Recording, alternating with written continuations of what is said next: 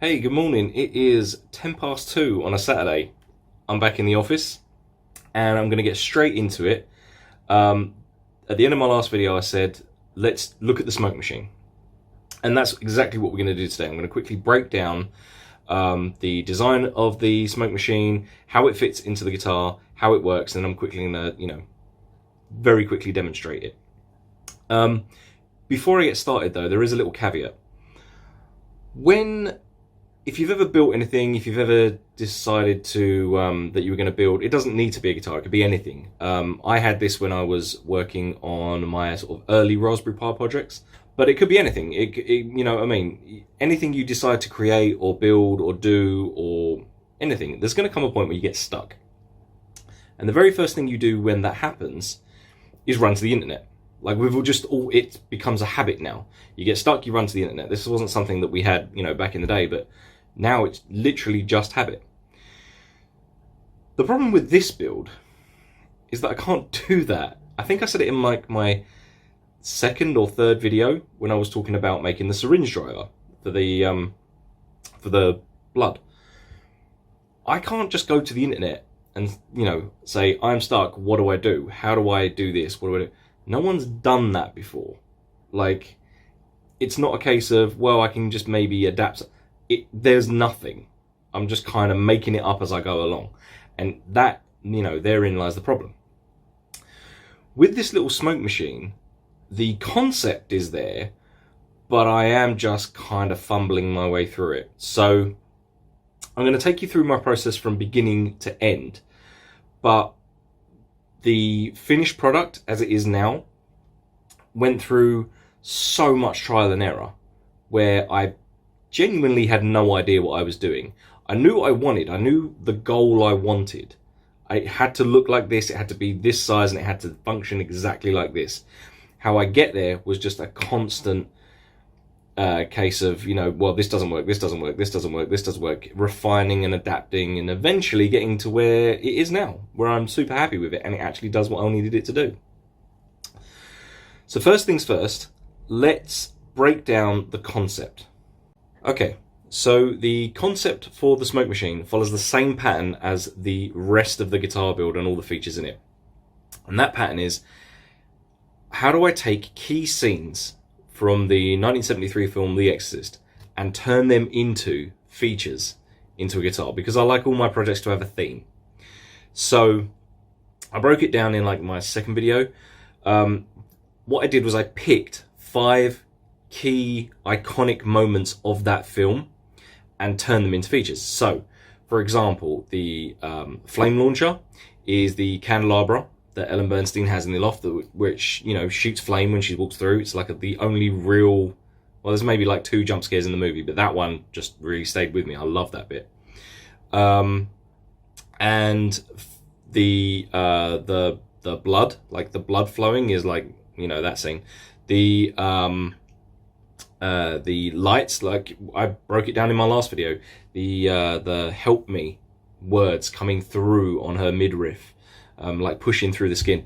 Super iconic stuff, really stayed with me, and like I said, I wanted to theme them all in, because I like all my projects to have a theme. So, the smoke machine was possibly the most important. That is the key scene of the entire movie. And the reason it's so key is because it's the actual poster. So when you look at the poster for The Exorcist, the movie poster, the thing that draws you in, you don't see the girl, you don't see any demon faces, you don't see any demon statues, you don't see any of that. You don't see blood, you don't see the green, pea soup vomit, none of that. It's literally a silhouette of a man. You don't know who it is. It's just he's tall, so maybe it's a man because he hasn't got the body shape of a woman. A tall man in silhouette, standing under a streetlight, and the reason that it's so iconic is because there's all this smoke and fog, and the light from the bedroom is cutting through the smoke and the fog, and just putting this beam of light down on who when you watch the movie, you find out once that taxi pulls away, it's Father Merrin. So Father Merrin is standing there, and the light is coming, like a shaft of light is coming down on him. It is amazing. Like, it is a fantastic piece of not only filmmaking, but photography in general. It's just perfect. It says everything it needs to say in just one shot. So good. So I had to put that, concept into this guitar in some fashion. I don't know how I was going to do it. I'd already done the lights with the Help Me. So how was I going to do it? Well, I thought, one of the most prominent parts of that scene, as the taxi pulls away, is all the fog. I'll put a smoke machine in. Bit of an issue. I've never used a smoke machine, and I don't vape. But I know that vapes do make big clouds of, like, fluffy white smoke, which wasn't kind of what I was after. I don't want big clouds. I want it very, very subtle. Because fog doesn't roll in with like a big blast of, a big cloud in your face. That's, not what I was after. I wanted something very subtle, very, very, very, almost wispy, like that kind of thing. Ethereal is like the word. Okay, so how do I achieve this? Well, here's the thing. The question, how does a vape work, will open the door to one of the strangest subcultures you will ever experience. The technology itself is, relatively speaking, in its infancy. But because of that, there are so many conflicting opinions as to what you should use, what you should buy, it is an utter minefield. And for someone like me, an outsider who just wants to know, how does this thing work, it can be an incredibly daunting experience. However, I have found that it's essentially just 4 parts. Like any vape, broken down into its simplest terms, is just 4 parts. A power supply, a piece of resistance wire, which, put plainly, is a piece of wire that resists current, and that, the power that's running through it, instead of, running through, will be expelled in a different medium. In this case, the resistance wire is heat. So as you run a current through it, the resistance wire heats up. It's very, very simple. So, like I say, a power supply, piece of resistance wire, a wick, just like you would have in any lighter or lamp or, anything like that. Just a cotton wick, like nothing special. And then here's the thing that took me forever to get right, because again, so much information coming from all different angles, all of it different. The 4th and final ingredient is this. This is 100% vegetable-based glycerin. That's it. This was the key to unlocking this entire project, and it's the one thing that took me forever to figure out.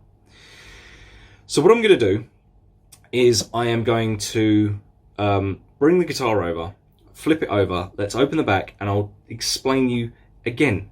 We're keeping this super simple, just like the syringe driver, just like the lights, just like when I get to the flame launcher, just like that as well. It's all analog. I want to keep it super simple. There's no microprocessors, there's nothing. It is a super simple circuit because A, it's cheaper, and B, I don't know how to code, like microprocessors to automate all of this. Let's just keep it simple. Let's just run wire to a switch. All right, let's have a quick look at this guitar. Okay, now exactly the same as we did with the light, let's run through the circuit from beginning to end. Small caveat before I start. The cable management in here isn't great, I understand, but there are 2 things that I'm still waiting to turn up from AliExpress, and that is these 2 rocker switches in white. Once those turn up, they will be mounted in here. For the purposes of today's demonstration, it really doesn't matter. None of the rest of the circuitry is going to change. The only thing is, all I'm going to do, the ground wires, the negative wires are just, soldered together here, and then all I'm going to be doing is taking off this electrical tape and touching together the positive wires just to simulate the rocker switch being turned on. Everything starts from this 9-volt battery in here. Now, all 4 elements of this guitar will run off this one 9-volt battery. However, when you're dealing with the resistance wire, it won't run for very long, And when I say that, I don't mean you will need to change batteries to demonstrate all of it. All of it will quite happily work in one session, but for an extended session, you're going to need to change the battery. So it comes out of the 9 volt into this terminal block. The terminal block, like I said with the lights, everything splinters off from there. For the smoke machine, it comes down around here underneath this blue pipe. You can see it goes underneath the blue pipe, which I'll come back to in a minute, out to the rocker switch. Just a quick note on the rocker switches. For the lights and the ignition, because the lights you kind of turn on and leave, but also you just want to adjust it with your thumb on the quick. That's why the light switch is here. The ignition switches are one and done, so I put it on the heel of the neck down here, so it didn't really matter. For these 2 rocker switches, you've got to kind of turn them on and then kind of leave them until you're ready to turn them off. The problem is, as you're playing, you can turn them on with these 2 fingers here, but I needed them to be ambidextrous just in case this was busy, or you know what I mean, or I was chugging away on here. You can slide your hand up the neck and flick them on with, flick them off if you need to with these 2 fingers here.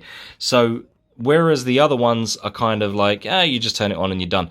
These 2 needed to be ambidextrous because I need to be able to get to them with both hands. That's why the switches are there and not anywhere else on the body. So from the switch, it runs down this cable here to this white box. This is part of a pair of pickup covers. So the pickup covers themselves I got from eBay or Amazon or something. And one of them I'm using to cover the pickup here. Mostly because I don't want to get blood on it. I don't want it to rust. So I'm going to put a pickup cover over it and then seal it with bathroom sealant. So it could be completely wiped clean. I had the other pickup cover in here though, and there was the cavity. So I'm like, well, maybe I can build a smoke machine into the other pickup cover. It's sealed and it will fit. I know it'll fit because, it's a pickup cover. It's designed to fit that little recess. So if I could build it into that pickup cover, that was the goal, to build it into that pickup cover. So from the switch, those 2 positive and negative wires come to these nuts here. Now, the little brass bit you can see in the middle of each of these tiny little nuts is a Raspberry Pi standoff. So I had a load of those left over. When you have Raspberry Pi and you want to do layers, you can put in this little brass standoff that separates the different layers. Obviously, I had a couple of those left over. So what I did, I made 2 holes in the pickup cover and then threaded through the Raspberry Pi standoffs. Now, this little thing on top is a clear piece of Perspex. It was just a little offcut, and I've used that to anchor the 2 Raspberry Pi standoffs in. On the other side of that, you've got 2 tiny little nuts. And what that does is it allows me to run current through the standoff. So the current itself is going from the 9 volt battery all the way around to the switch and then into the Raspberry Pi standoffs. I'll flip it over in a second to show you what that looks like on the other side. But from each standoff, the current then runs down here into 2 very small holes. And what I've done is I've bent pins, just like a header. In fact, it was a header. So the leftover part of the plastic bit of the header I've actually super glued on, and then there's 2 tiny little holes which I've actually taken the header pins, and you can see they're soldered to the end of this cable here, and then go through these little holes here. The other notable thing which we're going to get back to is this pipe here. Don't worry, I haven't forgot about it. I'm going to flip it over, show you the rest of the circuit, and then I'll explain what this pipe is coming out of this pickup cover in a second. Okie dokie, and here we are on the underside of the guitar. Right here we have the 9 volt battery holder. This is pretty standard on any active pickup guitar. You see them all the time. This is where it gets a little bit different though. So what this is here is exactly the same as the scratch plate. It is a clear piece of Perspex with the paint on the underside. The reason the paint is on the underside is because you can scratch it, you can bang it, you can do whatever you want to it, and the paint will never come off because the paint is on the underside. This is clearly attached with 4 screws here. They're very, very small electronic screws, which I used purposely because I didn't want it to rub against, anything. I didn't want it to be big. I didn't want it to be noticeable. I just wanted it to be very, very subtle. So 4 small electronic screws. Let me lift this up and show you what we've got underneath. So I'm just quickly going to lift up this. Okay. Those 2 wires that you saw coming off of the Raspberry Pi standoffs actually come through here. So there's 2 very, very, very thin pins. They then run along this wire to a small 5-volt fan, exactly the same as I used in my Raspberry Pi builds. The fan itself is actually mounted the opposite of the way you would think. Most fans tend to expel heat by blowing outwards. You know what I mean? So when you've got a Raspberry Pi, you mount the fan so it just expels heat out. This is actually mounted the other way around. So what this is doing is sucking air through the back side and actually blowing it into this chamber. The reason why is because I need the smoke to come out. I don't want the smoke to come out the back, but also I can't stand there blowing into a tube or anything. The Raspberry Pi fan will suck air from the back of the guitar and put it in. You can also see where I've sealed it, so it's completely airtight. The small chamber that I've obviously, hand carved into the back of the guitar as well is all sealed with bathroom sealant, exactly the same bathroom sealant as I used to make the tube for the blood for the hydraulic system, for the syringe driver system. Exactly the same stuff. Super useful, can really, really get, nice detailed airtight seals. The only problem is it absolutely stinks. It's like rotten cheese and onion crisps. The smell does die down after a couple of hours, but still, while you're working with it, disgusting. So, most pickup covers are mounted on the front side of the guitar. They come with these little sort of tabs. That is for sticking under a scratch plate, or if you're mounting straight in, under a pickup ring or something like that. What I've done is I've actually gone from the rear of the guitar to the front, because once that scratch plate is on the front, I'm never, ever, ever taking the scratch plate off, fingers crossed. What happens when I need to change the filament wire? What happens, or the resistance wire? What happens when I need to change the wick? What happens when I need to add more glycerin? Well, that's where this came from. If I put a small panel on the back, I can do it without taking off the front, because it means taking off the strings and all of that. Here, I can maintain the smoke machine without ever removing the front, which is what I've done. So, like I say, those 2 wires come out here. But what about those 2 Raspberry Pi standoffs? Well, they are down here. You can see where I've mounted them to another piece of Perspex on the inside. So they're completely anchored in. They are not going anywhere.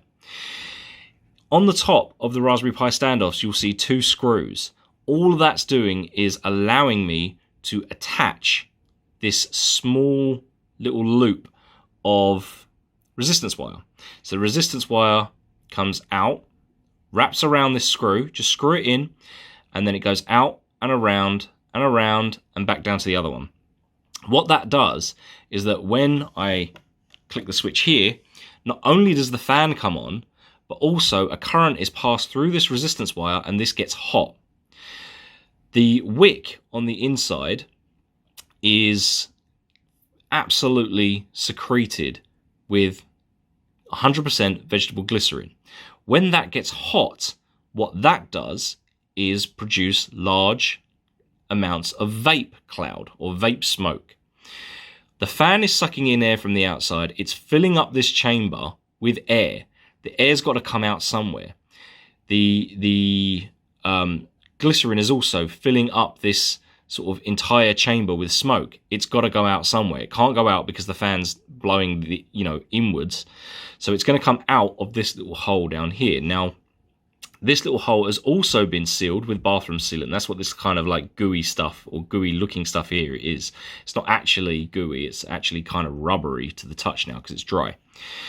So yeah, that's, put plainly, about as simple as it gets. It is a piece of resistance wire with the wick in the middle, absolutely secreted with glycerin. That gets hot. The fan blows, or that fills up this chamber with vape.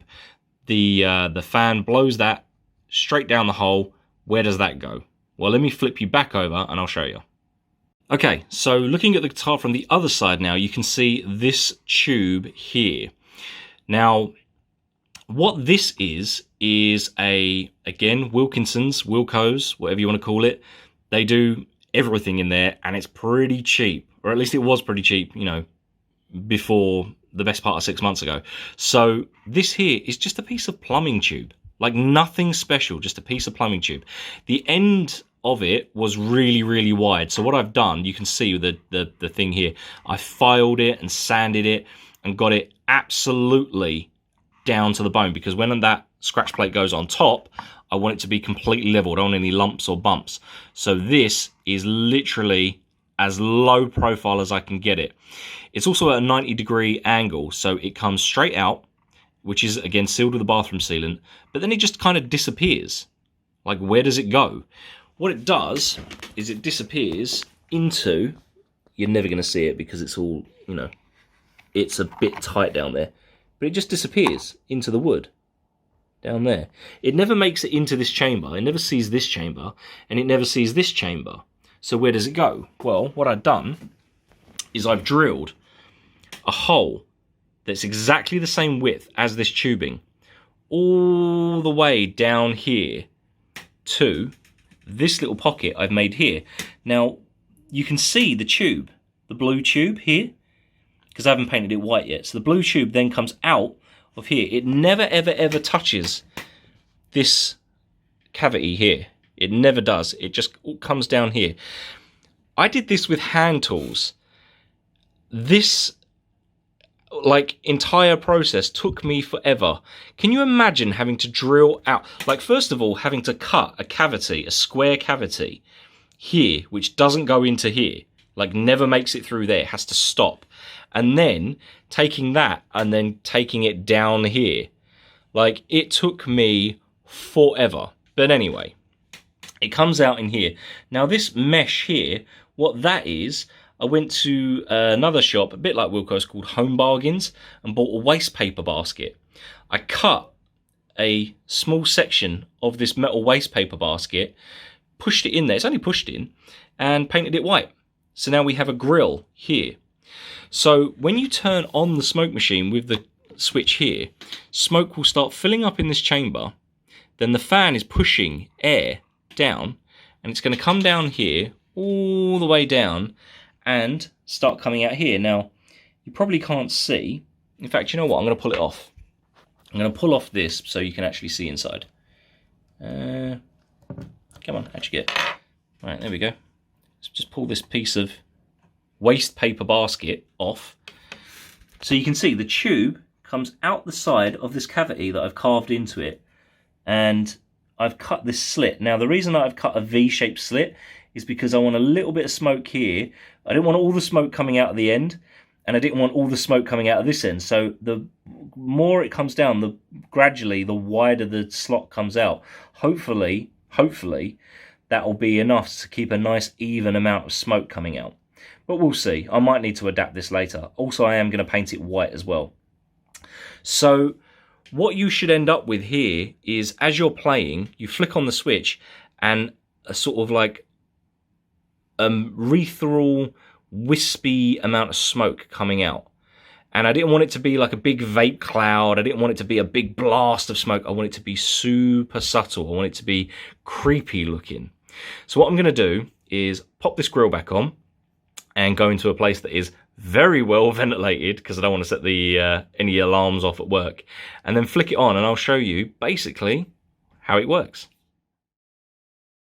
So as I'm still waiting for the AliExpress switches to turn up, I'm just going to turn it on, and then we'll hopefully see if it works. Now, you should be able to hear it. Really, really silent fan. Quite happily chugging away, and smoke is now coming from the smoke chamber out the bottom of the guitar. A lot of smoke, actually. Holy crap. Yeah, that is basically that scene from The Exorcist where Father Merrin turns up. Oh, Christ. Yeah, that's enough of that. Okay, well, that was pretty cool, wasn't it? Also, really educational. What did we learn today, kids? Well, it turns out if you build a vape machine from scratch and you want to film it for your silly little YouTube video, maybe don't stick your face all the way into the exhaust port to film it, because it does get rather uncomfortable. Whatever, it's done, it works, and it looks cool. That makes 3 out of the 4 electronic elements of this build finished and ready to go. The 4th one is also done, and it is a lot of fun because I have been playing with it for a while now. I'm going to leave it there. I'm not going to say too much about it, except, well, like a wise man once said, give me fuel, give me fire, give me jabba jabba da. Yeah, let's have a look at that next. Alright, cool.